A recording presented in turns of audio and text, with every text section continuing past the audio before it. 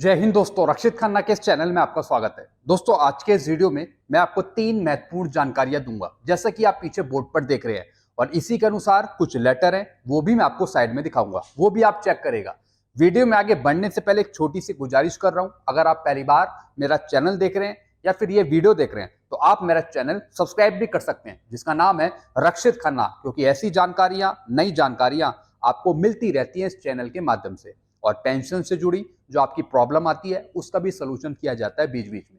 चलते हैं दोस्तों, आगे बढ़ते हैं। सबसे पहली जानकारी, एमएससीपी लेने के लिए 8 साल या फिर 16 साल या फिर 24 साल क्वालिफाइंग सर्विस पूरी करना जरूरी नहीं है। जी हाँ दोस्तों गवर्नमेंट के रूल के अनुसार, आर्मी हेडक्वार्टर के लेटर के अनुसार जो आपको एमएससीपी दी जाती है वो कुछ रूल्स रेगुलेशन के अंतर्गत दी जाती है।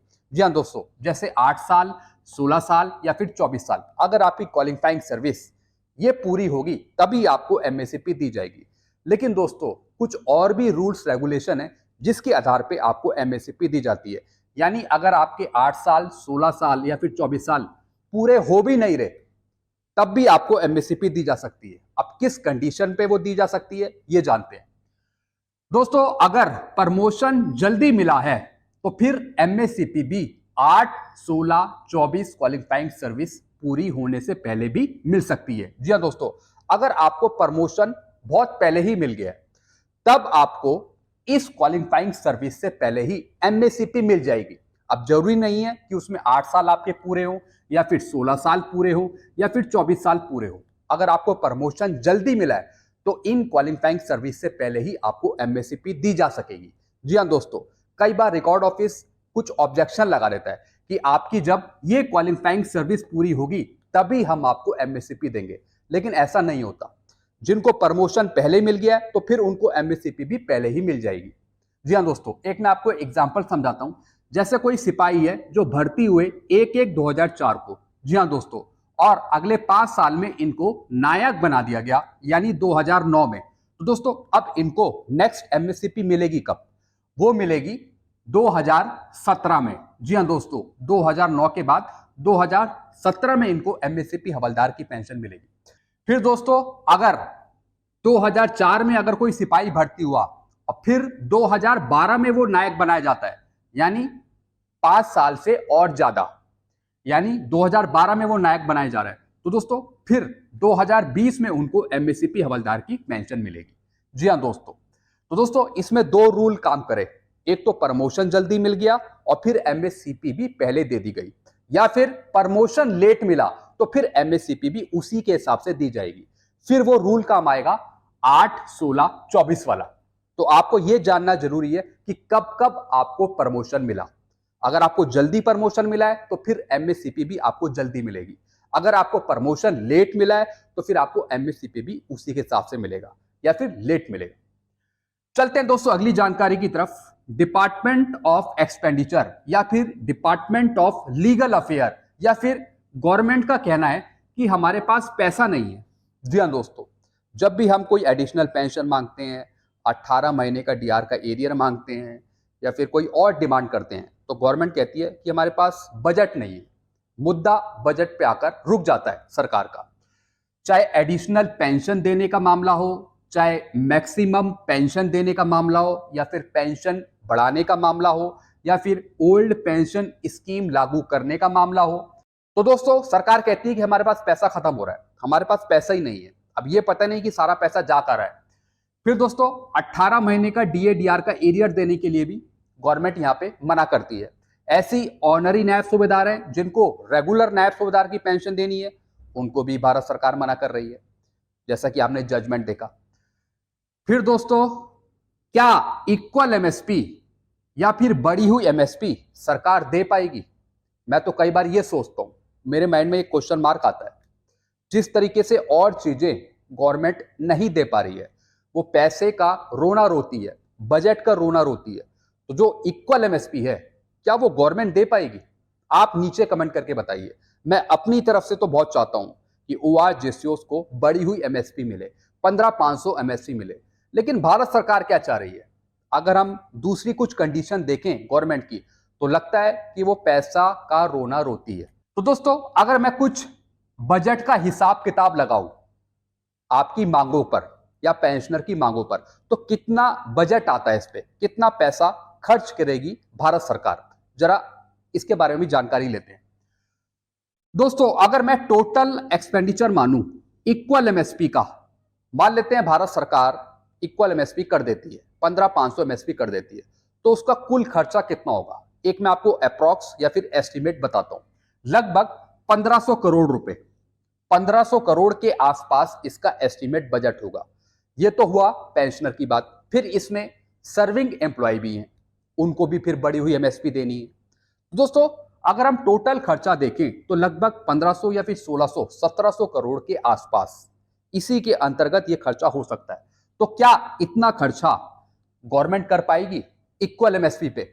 ये मैं बात कर रहा हूं 30 लाख पेंशनर्स पे। 30 लाख पेंशनर पे मैं खर्चा बता रहा हूं 1500 या फिर 1400 करोड़ के आसपास। अब इसमें आप सर्विंग एम्प्लॉय को भी जोड़ लीजिए। फिर दोस्तों 18 महीने का जो डीए-डीआर का खर्चा है वो है 34,000 करोड़, जो गवर्नमेंट पहले ही कह चुकी है कि अब हम ये नहीं दे पाएंगे, संसद में भी कहा है उन्होंने। फिर दोस्तों ऑनरी नायब सूबेदार को रेगुलर नायब सूबेदार की पेंशन देने का खर्चा वो है दोस्तों 4,000 करोड़ के आसपास, यानी 3,000 करोड़ या फिर 4,000 करोड़ के आसपास इतना खर्चा होगा। लेकिन दोस्तों गवर्नमेंट ये भी नहीं दे रही है। तो कुल मिलाकर बात आ रही है बजट पे, कुल मिलाकर बात आ रही है बजट पे, पैसे पे। अब दोस्तों ये पैसा कहां से निकाला जाएगा, ये सोचने वाली बात है। और मैं ये चाहता हूं कि कोई भी सरकार आए तो दोस्तों कुछ ना कुछ पेंशनर्स को या फिर कर्मचारियों को मिले, कुछ ना कुछ मिलना चाहिए दोस्तों। ऐसा नहीं है कि हम अपनी मांगे रखते रहें और उसका कोई फायदा ना निकले किसी गवर्नमेंट के द्वारा। तो दोस्तों ये थोड़ा दुख वाली बात होती है कि हम इतनी मेहनत कर रहे हैं लेकिन गवर्नमेंट अपनी तरफ से कुछ नहीं कर पा रही है। कुछ तो करे वो, कुछ तो ऐसा लगे कि जवानों, पूर्व सैनिकों या फिर कर्मचारियों के वो पक्ष में है। देखते हैं दोस्तों आगे क्या होता है। तो दोस्तों ये तो मैंने आपको चीज बताई। आप नीचे कमेंट करिएगा क्या इक्वल एमएसपी भी क्या भारत सरकार आपको दे पाएगी, इतना खर्चा वो सहन कर पाएगी अगर एमएसपी 15,500 होती है या फिर बढ़ाई जाती है। अगर दोस्तों आपकी एमएसपी 10,800 या फिर 10,000 के आसपास होती है तो फिर जो खर्चा है वो इससे कम हो जाएगा, इससे कम खर्चा हो जाएगा। जैसे मैंने आपको बताया 1500 करोड़ है तो इससे कम खर्चा वो नीचे चला जाएगा एमएसपी कम होने के हिसाब से। चलते हैं दोस्तों अगली जानकारी की तरफ। अब दोस्तों मैं काफी महत्वपूर्ण जानकारी अब मैं आपको देने जा रहा हूं एमएसपी पर। रेड इंक एंट्री या फिर black ink entry MSP ACP देने से रोकती है पेंशनर को, रिकॉर्ड नहीं देता। जी हां दोस्तों, अगर आपकी रेड इंक एंट्री है पिछले 5 सालों में या फिर 1 सालों में या फिर पूरी सर्विस में, या फिर कोई ब्लैक इंक एंट्री है तो फिर आपको एमएसपी नहीं दी जाती। जी हां दोस्तों, रिकॉर्ड आपको मना कर देता है। अब इसकी कौन कौन सी कंडीशन है, कौन कौन से रूल है, जरा ये भी समझ लेते हैं, फिर मैं आपको एक दो चीजें और नहीं बताऊंगा। रूल समझिए, 3 रेड इंक एंट्री नहीं होनी चाहिए पूरी सर्विस में। जी हां दोस्तों, पूरी सर्विस के दौरान, पूरी एंटायर सर्विस के दौरान अगर आपकी 3 रेड इंक एंट्री हैं तो फिर आपको एमएसपी नहीं दी जाती, फिर आपको एमएसपी दी नहीं जाएगी। अगर आप कोर्ट केस भी करते हैं तब भी दोस्तों इस रूल का जिक्र होगा कि आपकी एंटायर सर्विस में, पूरी सर्विस में 3 रेड इंक एंट्री है तो फिर आपको एमएसपी नहीं मिलेगी। या फिर लास्ट के 5 सालों में एक से ज्यादा रेड इंक एंट्री नहीं होनी चाहिए। पिछले 5 सालों में अगर एक से ज्यादा रेड इंक एंट्री है तो फिर आपको एमएसपी नहीं दी जाएगी। ये रूल्स के अंतर्गत है। अब दोस्तों प्रमोशन का क्या इफेक्ट पड़ता है, प्रमोशन का क्या प्रभाव पड़ता है एमएसपी या फिर एसीपी पर, यह जानना बहुत जरूरी है। अगर एमएसपी मिलने से पहले प्रमोशन रिफ्यूज कर दिया है तो एमएसपी नहीं मिलेगी। जी हां दोस्तों, अगर एमएसपी से पहले आपने प्रमोशन का अनविलिंग सर्टिफिकेट दे दिया, आपने अनविलिंग सर्टिफिकेट दे दिया कि मुझे प्रमोशन नहीं चाहिए एमएसपी से पहले, यानी जब आपको एमएसपी दी जानी है उससे पहले आपने प्रमोशन को रिफ्यूज कर दिया, आपने कह दिया कि मुझे प्रमोशन नहीं चाहिए, मैं अनविलिंग दे रहा हूं, तो फिर आपको एमएसपी नहीं मिलेगी, किसी कंडीशन पे एमएसपी नहीं मिलेगी। लेकिन दोस्तों हम उस केस को भी देख रहे हैं आगे आने वाले टाइम में, जो अनविलिंग केस है हम उसमें भी कुछ ऐसा करने की सोच रहे हैं जिसमें अनविलिंग जो पेंशनर्स हैं उनको एमएसपी दी जा सके। चलते हैं दोस्तों अगली जानकारी की तरफ।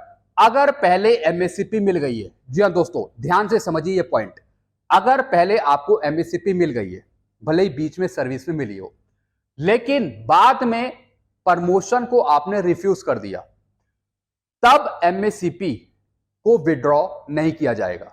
जी हाँ दोस्तों, अगर पहले ही आपको एमएससीपी मिल गई है और बाद में आपने किसी प्रमोशन को डिनाई कर दिया या फिर अनविलिंग सर्टिफिकेट दे दिया, तो दोस्तों जो आपको पहले एमएससीपी मिली हुई है वो आपसे वापस नहीं ली जाएगी।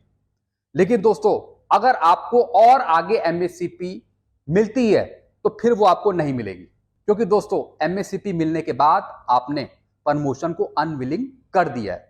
तो इस कंडीशन पे जो आपको भविष्य में एमएससीपी मिलनी होगी फिर वो नहीं मिल पाएगी। जी हाँ दोस्तों, तो सिंपल सी कंडीशन है कि आप अनविलिंग नहीं करते किसी भी कंडीशन पे, तो फिर आपको एमएससीपी दी जा सकती है, चाहे पहले मिली गई हो या फिर बाद में दी जा सकती है। चाहे आप पहली एमएससीपी ले या फिर दूसरी एमएससीपी ले या फिर तीसरी एमएससीपी ले, तो जो प्रमोशन है वो सबसे बड़ा इंपैक्ट डालता है एमएससीपी पर। अगर एमएससीपी से पहले, अगर एमएससीपी लेने से पहले आपने अनविलिंग दे दिया प्रमोशन पे, तो फिर आपको एमएससीपी नहीं मिलेगी। और दोस्तों अगर पहले आपको एमएससीपी मिल गई है, उसके बाद आपने प्रमोशन को अनविलिंग किया है, प्रमोशन डिनाई किया है, तो फिर जो आपको मिली हुई एमएससीपी है वो आपसे वापस नहीं ली जाएगी। और फ्यूचर में अगर आपको कोई एमएससीपी मिल रही होगी तो फिर वो आपको नहीं मिलेगी इस कंडीशन पे। फिर दोस्तों अगर आप एसीआर पास हैं, फेल हैं, एसीआर आपका कम है, ज्यादा है, इसका कोई असर नहीं पड़ेगा एमएससीपी पर, आपको एमएससीपी दी जाएगी। तो दोस्तों अगर कोई मेडिकल है, मेडिकल कैटेगरी है, तो उस कंडीशन पे भी एमएससीपी पर कोई इंपैक्ट नहीं पड़ता, तभी भी आपको एमएससीपी दी जा सकेगी। अगर दोस्तों कैडर अनविलिंग किया है, अगर कैडर अनविलिंग किया है तभी भी आपको एमएससीपी दी जा सकती है। लेकिन प्रमोशन को अगर आप अनविलिंग करते हैं, प्रमोशन आप नहीं स्वीकारते हैं, तो उसका इंपैक्ट पड़ता है एमएससीपी पर। अगर आपने कैडर अनविलिंग किया है या फिर एसीआर पास है, फेल है, मेडिकल कैटेगरी है, उसका कोई इंपैक्ट नहीं है एमएससीपी पर। तो दोस्तों ये कुछ जानकारियां थी जो मैंने आपको दी है। आई होप ये सारी जानकारियां आपको अच्छी लगी होगी। ऐसी जानकारियां अक्सर मैं आपको देता रहता हूं अपने चैनल के माध्यम से, अपनी वीडियोस के माध्यम से। इसलिए दोस्तों ऐसी जानकारियां पाने के लिए आप मेरे चैनल को सब्सक्राइब कर सकते हैं और इस वीडियो को आप अपने ग्रुप में शेयर कर सकते हैं और वीडियो को लाइक भी कर सकते हैं। जब तक के लिए दोस्तों मैं वीडियो यहीं एंड करता हूं। Thank you so much.